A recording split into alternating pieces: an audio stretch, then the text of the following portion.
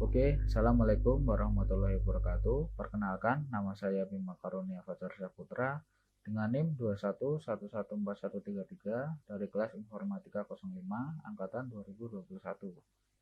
Di sini saya akan mempresentasikan hasil kerja saya mengenai tugas kuliah yang diberikan dengan judul evolusi komputer dari generasi pertama hingga saat ini. Sebelum masuk ke dalam isi dari presentasi ini, alangkah baiknya kita mengerti pengertian komputer terlebih dahulu.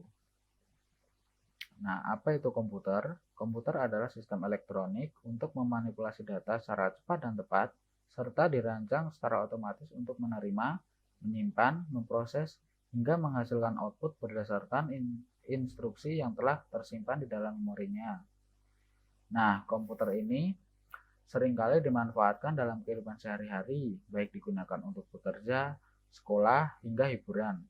Bahkan, semua kalangan sudah terbiasa menggunakan perangkat alat elektronik ini.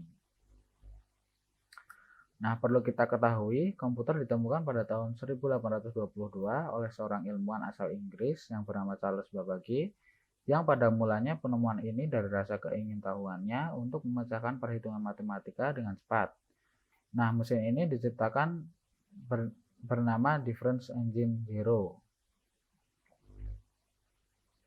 Nah, sering berjalannya waktu dan perkembangan teknologi pada masa itu, Alan Turing membuat sebuah mesin hitung aritmatika yang dapat menerjemahkan logika dan huruf serta simbol komunikasi militer Jerman pada Perang Dunia II yang bernama Turing Machine di tahun 1936. Berlanjut, penyempurnaan komputer generasi pertama yang bernama ENIAC yang dibuat oleh Konrad Zuse. Nah, mesin ini memiliki bentuk yang sangat besar dan berat dan dipergunakan untuk mendesain pesawat dan rudal. Bahkan, mesin ini bisa mengandalkan machine language atau bahasa pemrograman yang sulit diprogram. Nah, selang 7 tahun berlangsung, yaitu di tahun 1948, muncullah penemuan transistor yang sangat berpengaruh terhadap perkembangan komputer di masa itu. Nah, transistor ini berhasil menggantikan dan memulai perkembangan komputer di generasi kedua, yang menjadi lebih kecil, lebih cepat, dan murah. Nah, penemuan IC atau Integrated Circuit menjadi penanda komputer generasi ketiga. Karena pada komputer generasi kedua, transistor membuat komputer menjadi cepat, panas, maka komputer Gen 2 mulai ditinggalkan.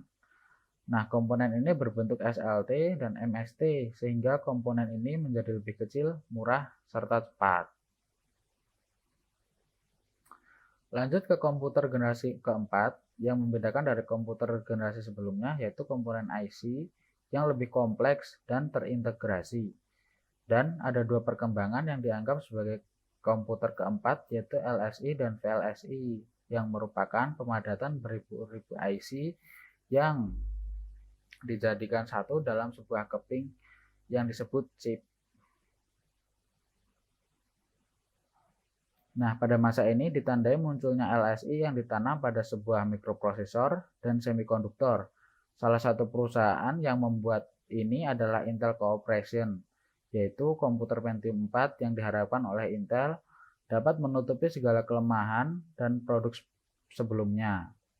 Di samping itu, kecepatan dan kemampuan yang dimilikinya juga sangat bertambah. Di antaranya, gambar yang ditampilkan menjadi lebih halus, tajam, dan dapat mengirim dan menerima lebih cepat. Nah, jadi dalam dunia teknologi akan selalu mengalami perubahan dan perkembangan pada tahap yang lebih canggih dari masa ke masa. Termasuk juga komputer. Berbagai macam komputer yang kita lihat selalu berevolusi mengenai tampilan fisik maupun kecanggihannya.